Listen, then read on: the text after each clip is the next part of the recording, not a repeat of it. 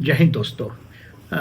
आज हम लोग बात करना चाह रहे हैं कि एक बहुत बड़ा डेवलपमेंट हुआ है वेस्ट एशिया के अंदर में 13 जून 2025 के अंदर में ऑपरेशन राइजिंग लायन, जो कि इसराइल ने ईरान के ऊपर में लॉन्च किया है और बहुत अनप्रेसिडेंटेड है। It is a huge huge setback for Iran. देखिए, कुछ दिनों से ऐसी बातें चल रही थी कि इसराइल पूरी तरह से तैयार है, 8 घंटे की नोटिस पे है, जैसा कि अमेरिका कह रहा था। बीच में जिस तरह से अमेरिका का इन्वॉल्वमेंट रहा ईरान से, 6 राउंड्स ऑफ बात हुई है, जिसमें ईरान के जो न्यूक्लियर प्रोग्राम है उसके ऊपर में कि क्या उसको इनरिचमेंट देने का परमिशन देता है अमेरिका। तो ईरान के संदर्भ में जो अमेरिका का अप्रोच रहा है, थोड़ा सा एम्बिगस है। जो एक स्ट्रैटेजिक एम्बिग्युइटी की बात करता है अमेरिका, सो वेस्ट एशिया में वही स्ट्रैटेजी ऑफ एम्बिग्युइटी ला करके वो किस तरह है, किस तरफ जा रहा है, ये कुछ नहीं पता लगता है। डोनाल्ड ट्रंप साहब ने इस स्ट्रैटेजिक एम्बिग्युइटी को बहुत ज़्यादा बढ़ा दिया है। और देखिए, उनका जो मेन है इसका, स्पेशली जो विटकॉफ के साथ में वो सब चीज़ में एक डील देखना चाहते हैं। जैसे टैरिफ है, उनकी एक डील है, और किस तरह से उनको खास करके उनकी पर्सनल उनको कैसे फ़ायदा होता है, अमेरिका को इनडायरेक्टली फ़ायदा होता है। जो अमेरिकन एडमिनिस्ट्रेशन है ट्रम्प साहब के, वो भी काफ़ी इस मामले में कभी कुछ बोलते हैं, कुछ कुछ बोलते हैं। तो ऐसा तो है कि इज़राइल ने अमेरिका को पूरे अपने लूप में तो रखा ही है, पर अमेरिका जो बिगर गेम खेल रहा था, खास करके विटकॉफ के थ्रू, जिसमें कि वो कहता है कि ठीक है, हम लोग बात करेंगे, क्योंकि डोनाल्ड ट्रम्प साहब पूरे पलट गए थे। पहले टर्म के अंदर में उन्होंने जो न्यूक्लियर डील हुई थी अमेरिका से, उसको तो उन्होंने तोड़ दिया था। और उसके बाद वो जिस तरह से इज़राइल से, सऊदी अरेबिया से और उन चीज़ों से अब्राहम अकॉर्ड की बात कर रहे थे, तो वो दूसरे लाइन में थे। दूसरे टर्म के अंदर में वो अब्सोल्युटली डिफरेंट इन्होंने लाइन लिया हुआ है, जिसके अंदर में वो ईरान के साथ कहते हैं कि नहीं, उनके साथ न्यूक्लियर डील हो सकती है, और न्यूक्लियर डील करने के लिए 6 राउंड का टॉक ओमान के मध्यस्थता में हुआ है। तो ये जो strategic ambiguity America place there, और इसके पहले आपको याद होगा कि डायरेक्टली जो इसमें डोनाल्ड ट्रम्प साहब इन्वॉल्व हो गए थे हूती से, और कुछ दिन तक इन्होंने बहुत बड़े लेवल पे उन्होंने अटैक्स किया हूतियों पर, मगर उनके साथ भी उन्होंने समझौता कर लिया कि वो उनके शिपों को रेड सीज में नहीं करेंगे। तो इज़राइल जो कोई उसका फ्रंटलाइन स्टेट नहीं है। बहुत सारे इंडियन मीडिया में ये बातें आती हैं, बहुत सारे एक्सपर्ट्स इसको डायरेक्ट बोलते हैं कि Israel is the frontline state of America, मगर वो शायद इज़राइल को समझते नहीं है, वेस्ट एशिया को नहीं समझते हैं, इसलिए इस तरह। देखिए, इज़राइल इज़ अ एब्सोल्युटली, आज के दिन में यदि मैं मानता हूँ, एनी देश which has got a straight strategic thinking, और अकेला लिमिटेड पावर होने के बाद भी वो जिस चीज़ को करने की कैपेबिलिटी एंड कैपेसिटी रखता है, विश्व के बड़े बड़े देश भी नहीं रख सकते, including America will not able to do it. Israel ने जब से वो हुआ है 1948 के बाद, आप देखिए, उसने प्रूव किया है Israel does everything under his own strength. हाँ, उसके साथ क्योंकि दूसरों की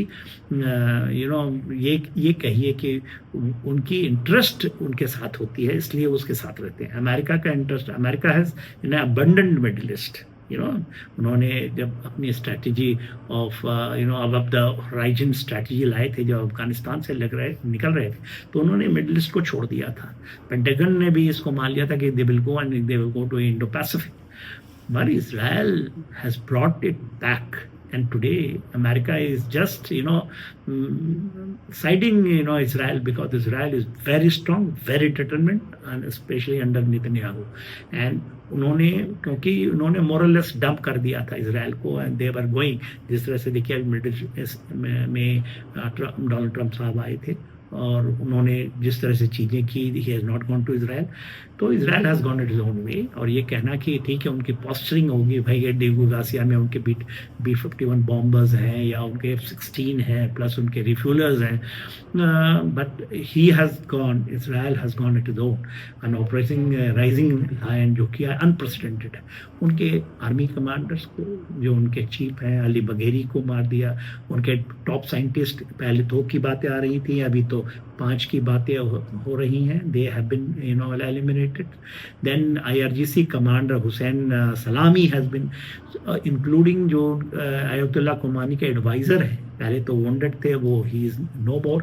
तो वेरी अनप्रेसिडेंटेड, मोर देन 300 उन्होंने जो स्ट्राइक की है। So it is very very unprecedented. और देखिए जो स्ट्राइक्स आई हैं मोर देन 300, यदि आप देखें तेहरान को देखें या फिर दौच को देखें, जो उनका नितान जो वहाँ सेंटर ऑफ ग्रेविटी उन्होंने ये रखा है, और तब्रीक ऊपर में भी जो है वहाँ तक वो गए हैं in big way, he it is hitting. And ये जो चीज़ें चली हैं 23 जो 2023 के बाद 7 अक्टूबर में जिस तरह से ये हमास ने किया था जो 3H, तो 3H को टोटल ख़त्म करने के बाद उन्होंने जिस तरह से रिट्रीब्यूशन किया है, और ईरान को वो कभी छोड़ नहीं रहे हैं। चाहे वो उन्होंने डमास्कस में 1 अक्टूबर 2024 में डमास्कस में किया था, जब सीरिया में IRGC के टॉप कमांडर को मार दिया। फिर ईरान ने हिमाकत की और उन्होंने अप्रैल 13-14 की रात को 2024 में 300 ड्रोन से अटैक किया था, अनप्रेसिडेंटेड अटैक था, और वो तकरीबन 97-98% को ख़त्म गए, उनको उन्होंने पूरा की पूरी तरह से ख़त्म कर। देखिए जो ईरान ने ऑपरेशन 2 प्रॉमिस 1, 2, 3 2 तो उसने कर ही चुका है ऑपरेशन, जिसमें दोनों बार उसने जब से ड्रोन से, because total distance between aerial distance between Iran and Israel is 1524 kilometers, काफ़ी दूर है। सो उसके पास मिसाइल्स हैं, लिमिटेड मिसाइल्स हैं, ड्रोन हैं लिमिटेड। शाहिद ड्रोन की जो बात करते हैं कि बट जो अभी चीज़ें वो इजराइल कर पाता है, चाहे ऑपरेशन प्रॉमिस 1, ऑपरेशन प्रॉमिस 2 में जो किया था, 2 बार उसने डायरेक्ट इजराइल पे हमला किया है। और इजराइल ने ईरान के ऊपर में जब उसका जो बड़ा हमला हुआ था 26 अक्टूबर को 2024 में, तो उसने उसके पूरे एयर डिफेंस को डिग्रेड कर दिया, और इसके कारण जो अभी हुआ है, जो जून 13 में 2025 में किया है, उनके मोस्ट ऑफ द लीडर्स, चाहे वो IRGC के हैं, चाहे वो उनके मिलिट्री के हैं, एयर के हैं, इंक्लूडिंग जो उनके साइंटिस्ट हैं, और चुन चुन के मारे गए। तो आप सोचिए कि what are capability and capacity Iran में इजराइल हैज़ गॉट, कि पिन पॉइंट करके, और उनको कितना डिफेंस प्रोवाइड किया होगा, क्योंकि 8 आवर्स के नोटिस में इजराइल ने सबको रखा था। तो सोचिए कि what are capability, what are personality, what Mossad intelligence कितनी तगड़ी है उनकी। Something to learn from him. इन चीज़ों को थोड़े से जल्दी से हम मैप पे समझते हैं। आज छोटा वीडियो है, बहुत डिटेल में इसको लेकर आऊँगा, it will be going to be very very interesting. Right, इसको हम यदि वर्ल्ड मैप के ऊपर में समझना चाहते हैं, स्पेशली ऑपरेशन राइजिंग लायन जो आज 13 जून को 2025 में जो इजराइल ने लॉन्च किया है ईरान पे और ईरान का। तो सबसे पहले यदि आप इसको देखिए, तो ये जो इलाका हम देख रहे हैं, ये ईरान है, ईरान, ये टर्की है, ये देखिए टर्की, जॉर्डन, ये जो ग्रीन्स में जॉर्डन दिखाई दे रहा है, जॉर्डन, और ये इजराइल, इतना छोटा सा इजराइल तकरीबन 450 किलोमीटर इसकी लंबाई है, 250 चौड़ाई, इतनी छोटा सा देश। और यहाँ पर यदि आप देखिए तो ये सीरिया है, ये लेबनान है, लेबनान का ये इलाका, और टर्की। तो अभी जो हम कह रहे हैं, this is going to be very interesting as for the West Asia is concern. West Asia की हम जब बात करते हैं, तो ये तकरीबन ये इलाका, ये वेस्ट एशिया है, और it is very close to India, very, and we have got special relations with all this country। तो ये बहुत इम्पोर्टेंट है। अभी देखिए, हम जब देखते हैं ईरान से जो इजराइल की दूरी है, ये देखिए, यहाँ से इजराइल को यदि हम लें और इजराइल की दूरी, ये 1500 किलोमीटर है, 1524 किलोमीटर एरियल डिस्टेंस आता है। तो इट इज़ वेरी फार, कोई इसका कोई भी ज़मीनी लगाव नहीं है। और Israel has taken over Iran, a huge country, but a terrorist country। क्योंकि देखिए, उसने जो टोटल किया है वो हिजबुल्ला, हूती, हाँ, यमन में बैठे, हाँ, Hezbollah was there in Lebanon, and Hamas तो of course इनके both वेस्ट बैंक और गाजा स्ट्रिप के जितने छोटे, तो इसको तो मोरलेस हैज फिनिश्ड। लोगों का बड़ा आकलन हुआ करता था, हम लोग तो ये जब 2023 7 अक्टूबर 2023 में शुरू हुआ, तो इवन हमारा ये मानना था Israel is not going to leave anyone. लोगों का बड़ा विश्लेषण होता था इंडिया में, खास करके नैरेटिव हम देखते हैं वेस्ट एशिया से कि no no no Hamas will stay on, ये कभी नहीं हो पाएगा, और बहुत सारी चीज़ें चलती थी, वो सारी के सारी ध्वस्त हो गई नैरेटिव। तो नैरेटिव को समझना और करेक्ट आकलन करना, और ये वीडियोस हम इसलिए आपको बनाते हैं कि हमें इंडिपेंडेंट अंडरस्टैंडिंग होनी चाहिए, क्लीन, ना कि दूसरे क्या बोलते हैं, क्या नैरेटिव पैदा होता है, तो आप इसमें नहीं। और हमारी आर्टिंग तभी हम कर पाएंगे। इसराइल इतना स्मॉल देश, इतना बड़ा, इतना न्यूक्लियर पावर बनने की रखता है, और इसने इसको खास कर दे फर्दो का इलाका, नटाज एंड तेहरान के अंदर में उनका IRGC का हेडक्वार्टर था, उसका military headquarter, they have hit them very very hard, 300 air strike. और जो इसने आज ही 13 जून के अंदर में इसकी रिटेलिएशन किया है इजराइल पे with what he sing 800 Shahed drones and they are going. इसने इराक की धरती से फायर किया है, ये जो ऊपर का इलाका है, इस इलाके से they are firing coming through Syria and they try to hit this.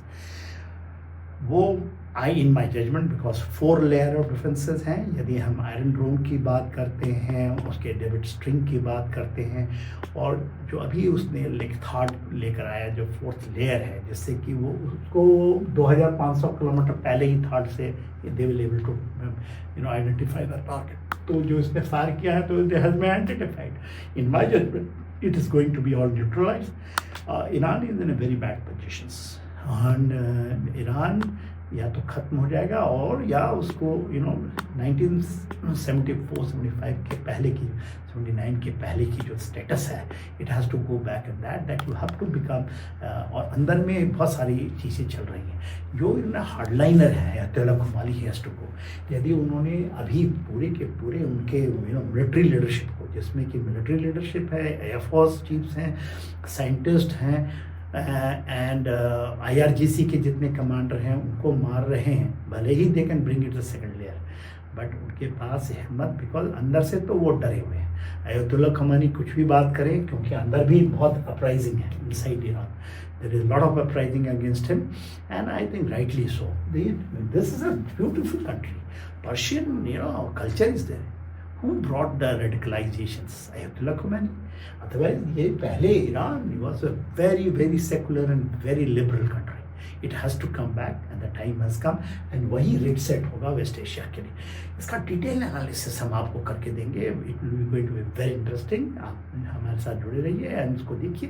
You will give and you will understand so beautifully in such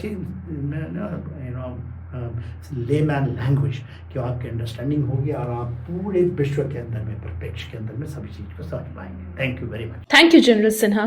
viewers, अगर आपको ये वीडियो अच्छा लगा और ऐसे और वीडियोस आप देखना चाहते हैं तो हमारे चैनल स्ट्रैटेजिक दर्शन को सब्सक्राइब कीजिए।